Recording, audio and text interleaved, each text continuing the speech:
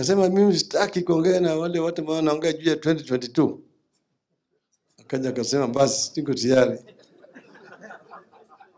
Tuongee wawili. Mimi siji na Ruto na wewe usikuje na Kalonzo. Usikie hii maneno? Leo sawa. Itakuwa mwanzo ya mazungumzo. It will call talks about talks.